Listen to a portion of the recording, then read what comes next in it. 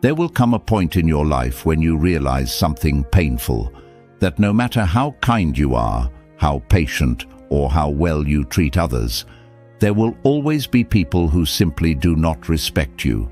They will talk down to you, ignore your efforts, mock your silence, and act as if you don't deserve the very same respect you've given them 100 times over.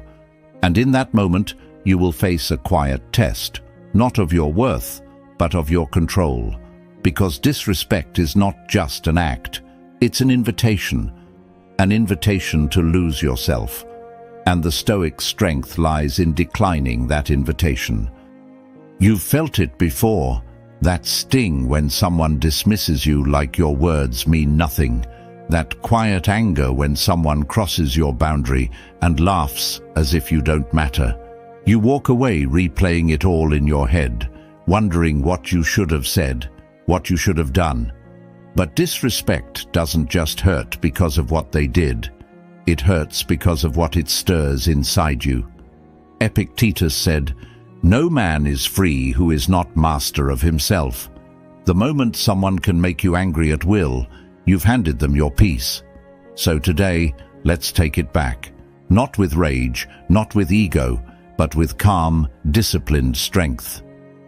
Number 1, understand that disrespect is a mirror. When someone disrespects you, it's rarely about you. It's about what's broken inside them. The insecure belittle to feel powerful. The arrogant mock to protect their fragile ego. The weak provoke the calm to feel in control. The Stoics taught that people act from ignorance, not evil. Marcus Aurelius wrote, "When someone does you wrong, consider what view of good or evil led them to it, and you'll feel compassion instead of anger."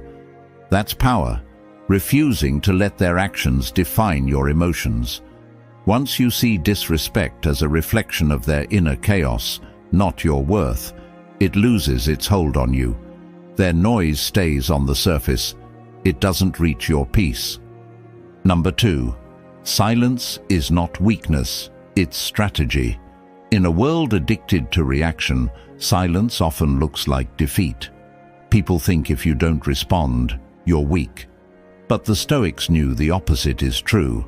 Silence is control. Seneca said, "The best revenge is not to be like your enemy." When someone disrespects you, they're trying to drag you into their chaos. The moment you react, they win. The moment you stay calm, they lose their grip. Your silence unsettles them. It exposes their lack of discipline. It reminds them that your peace isn't something they can touch. You don't meet noise with more noise, you meet it with poise. Because real strength isn't in shouting louder, it's in staying unshaken while the world tries to shake you. Number 3, set boundaries without apology. There's quiet strength in saying no, in walking away from what disrespects you, not from pride, but from clarity. People mistake kindness for submission. They think your patience means you'll tolerate anything. But what you allow always continues. Musonius Rufus said, "He who cannot govern himself cannot govern others." If you don't guard your boundaries, others will, and always in their favor. Boundaries aren't walls, they're gates that protect your energy and peace. You don't owe anyone endless tolerance, you owe yourself respect. And once you choose peace over pleasing, people start treating you differently because energy teaches. Number 4, don't chase closure. Choose detachment. One of the hardest things to accept is that you may never get closure from those who disrespected you. They may never apologize, never see what they did wrong, never feel the weight of what they made you carry. But the Stoic path is not about forcing justice. It's about freeing yourself. And freedom comes from detachment. You see, when you hold on to resentment, you chain yourself to the very person you wish to be free from. You think you're punishing them by hating them, but in truth, you're poisoning your own peace. Marcus Aurelius said, The best revenge is to be unlike the one who caused the injury. So let go. Not for them, for you.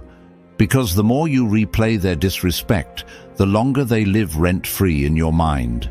They move on, while you stay stuck in the memory. And the Stoic knows that every minute spent resenting is a minute stolen from inner tranquility. So, you stop chasing explanations. You stop needing them to understand. You accept that some people simply cannot meet you at your level, and that's fine. Your peace does not depend on their awakening. You let them go with silence, and in that silence, you rise. Number 5. Turn disrespect into discipline. The Stoic doesn't waste pain, he refines it. Every moment of disrespect can become fuel if you choose to use it. Fuel to sharpen your focus, to strengthen your boundaries, to build a peace so solid that no insult can reach it. Zeno, the founder of Stoicism, lost everything in a shipwreck and said, "I made a prosperous voyage when I suffered shipwreck." He turned loss into wisdom, humiliation into strength. That's the essence of Stoicism, turning chaos into clarity. Every time you resist the urge to react, you train your mind to stay still, and that stillness becomes power. Over time, your restraint hardens into discipline. You stop needing validation. You stop explaining yourself. You stop chasing respect because your calm presence demands it. That's the quiet victory, to walk through disrespect untouched, knowing no one can take what you control within. The truth is, you can't control who respects you, but you can always control who you become in the face of disrespect. Some people will never value you until you stop giving them discounts. Some will never understand your silence because it exposes the noise in their own hearts. And some will keep testing your peace until they realize it's not something they can take. So walk away from the noise, protect your energy, carry yourself with quiet strength, because in the end, the Stoic knows, respect isn't demanded. It's earned, not from others, but from yourself. And when you truly respect yourself, the world eventually learns to follow your lead. Control your mind, or your mind will control you.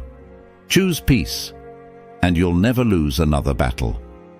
And in the end, remember this: self-respect doesn't come from being liked, noticed, or praised. It's built quietly through the choices you make when no one's watching.